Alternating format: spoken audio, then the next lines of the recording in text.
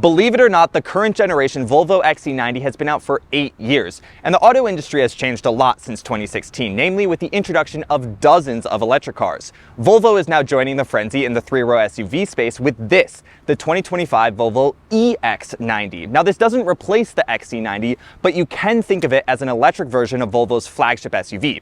Today, we're going to take a look at this new car and see what it's all about. You would be forgiven if you didn't realize that this was a new generation of Volvo three-row SUV, or even an all-new model.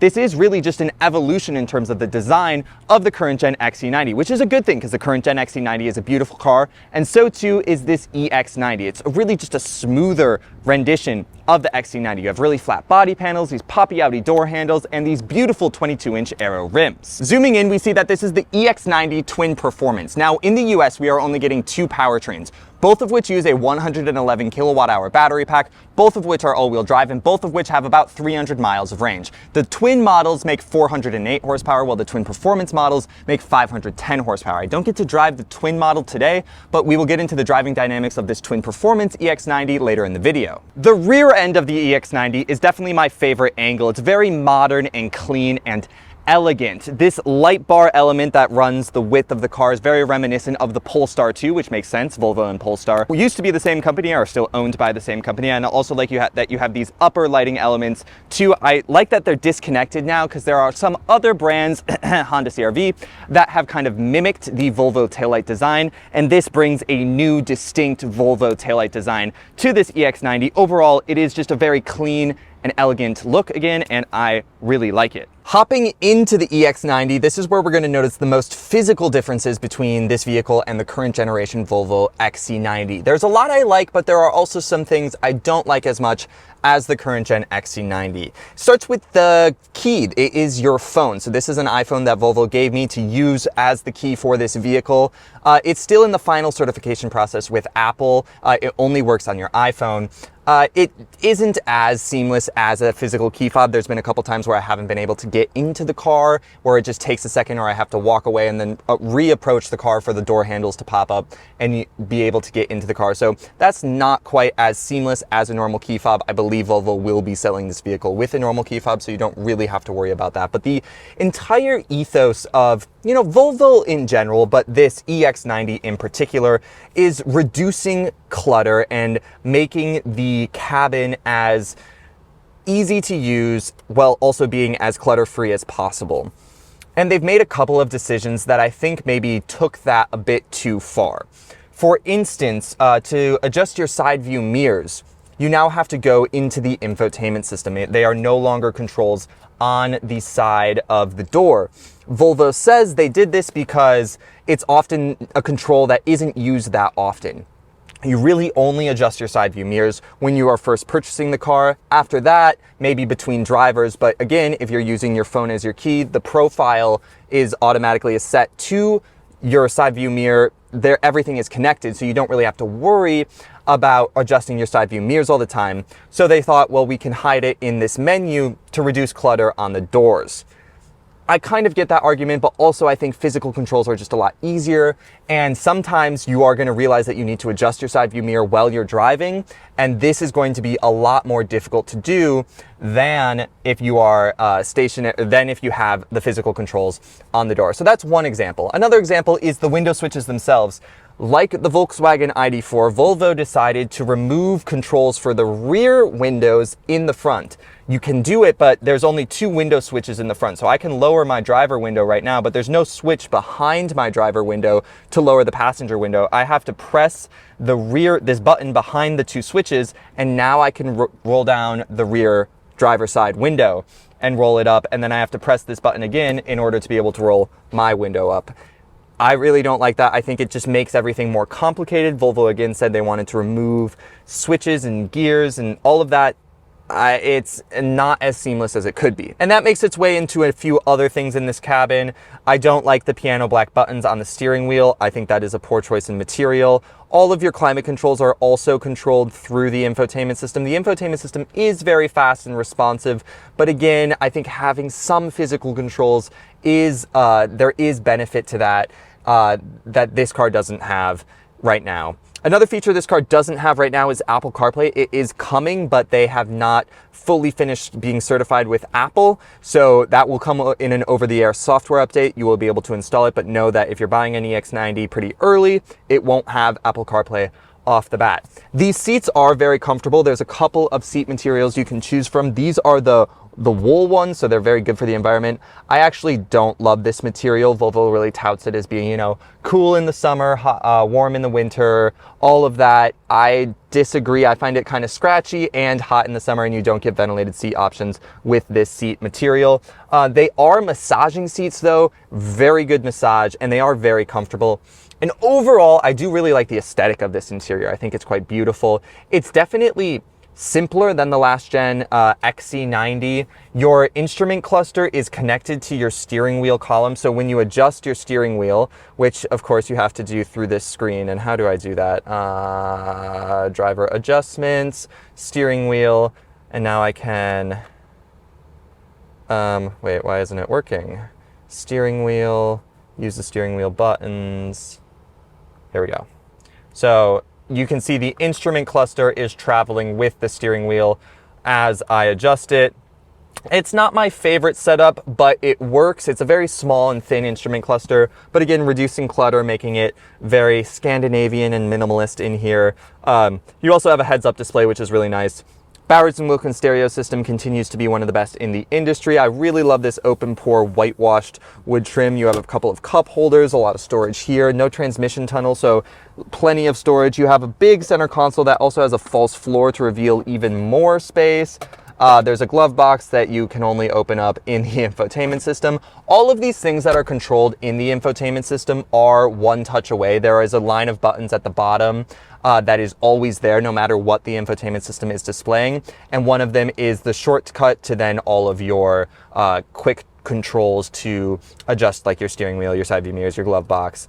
It just isn't the most intuitive. It will take some getting used to. It's different than other cars, but Volvo said, you know, we need to innovate, we need to try new things, and maybe this is the way that the industry is going. I just find some of it not as intuitive, and sometimes things are better left unchanged, in my opinion. Overall, it's a very nice interior.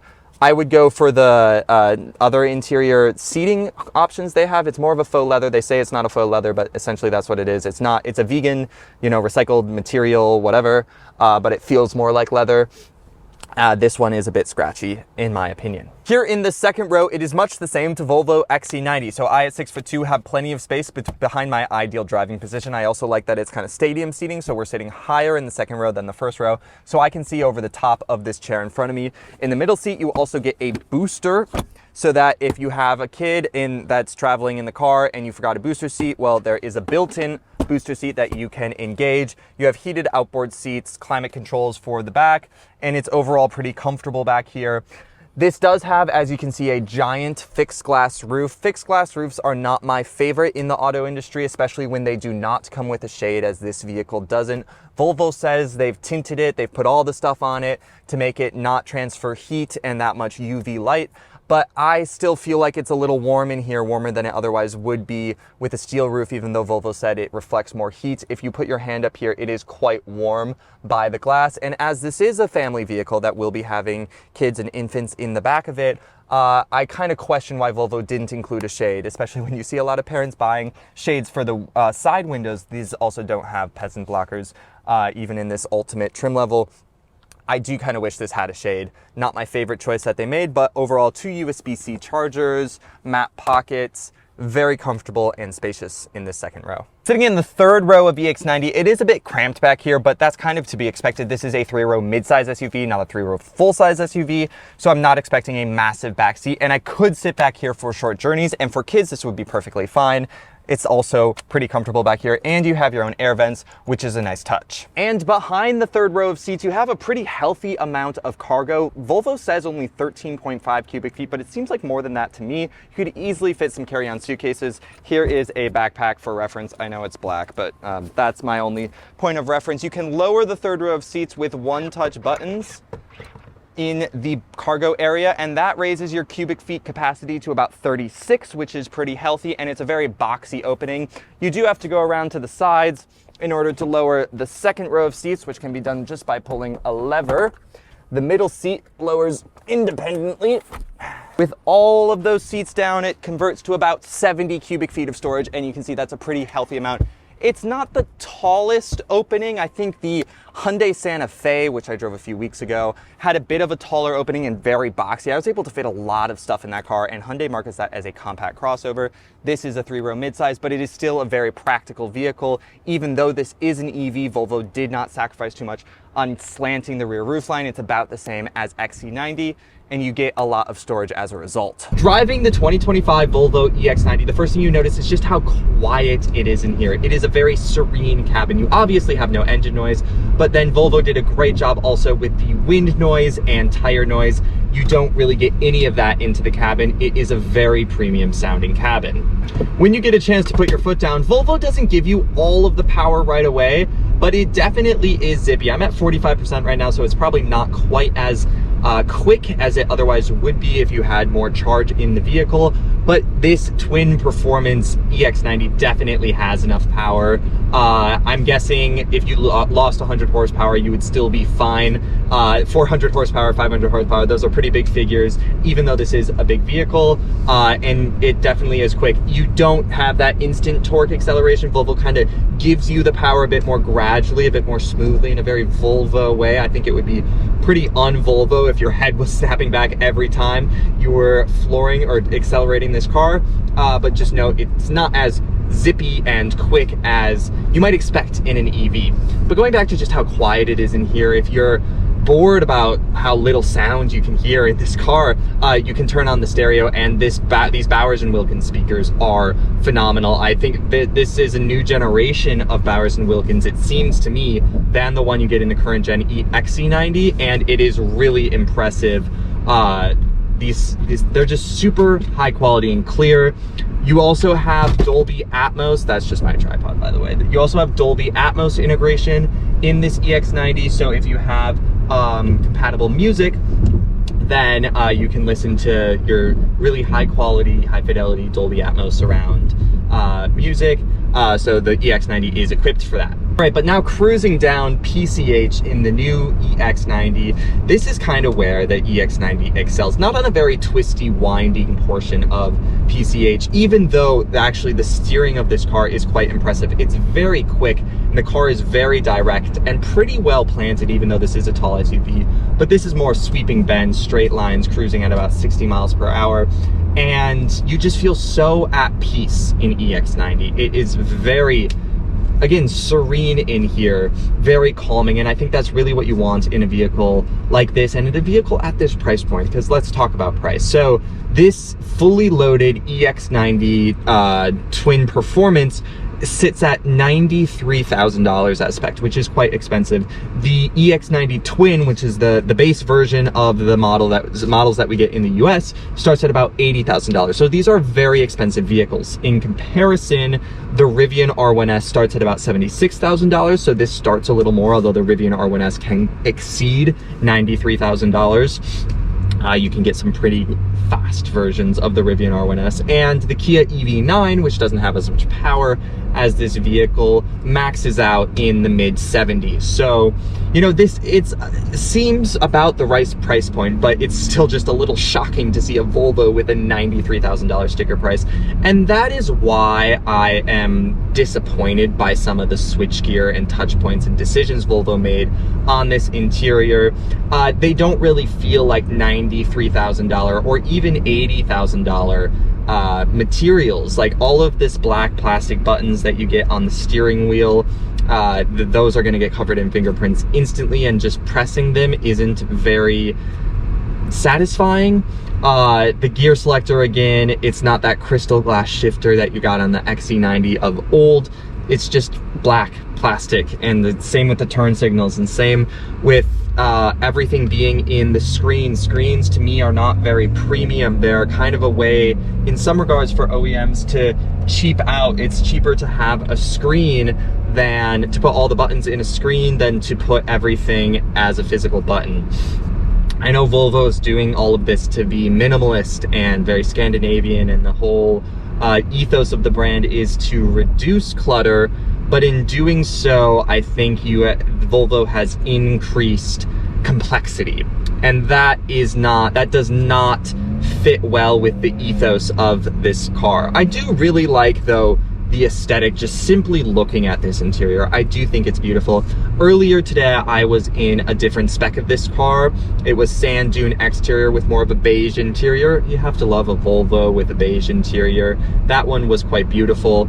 It had this same white open pore wood trim, which I do really like. I also love how the volume knob sits in that open pore wood trim, but it's kind of crazy that this is the only physical control in the entire center console or center of the vehicle is this dial and button. Everything else is in the touchscreen or on the steering wheel, and even the buttons on the steering wheel aren't real buttons. It's all just one surface that kind of presses down based on where you press in.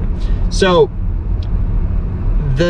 some of those touch points aren't feeling like $93,000, and I think they in also some ways feel like a step back from what the last gen XC90 excuse me, had. There's a Rivian R1S behind me. In comparison, also, the Rivian R1S has a gorgeous interior that's also pretty minimalistic, but I think they've kept a few physical controls that definitely feel more premium than what Volvo has done in here. And I think the aesthetic of it, it's a bit more outdoorsy, a bit more granola, if you will. Different approaches to similar aesthetics, and I think Rivian hit the nail on the head a bit more than Volvo did. This is feeling a bit too little for how expensive this car is. When you take a step back, though, and just think about how this car drives, that feels like $93,000. This is really, really impressive, very serene, very comfortable. We're running on 22-inch rims right now, and it still has an excellent ride. And again, the steering is good, you have pretty good acceleration, but just sitting up here, I wish they had done a little more. So that's the 2025 Volvo EX90. This is an incredibly comfortable and quiet vehicle. It's a really premium and serene driving experience. It's also really fast in this twin performance version, and you can have some fun with it. The steering is quite dynamic, and I love how this car looks. While there are a few questionable decisions that Volvo made on the inside of this vehicle, overall, I think it's a really impressive car, and I'm super happy with how this all-electric flagship Volvo SUV turned out. Thanks for watching. Like, comment, share, and subscribe, and I'll catch you guys in my next video.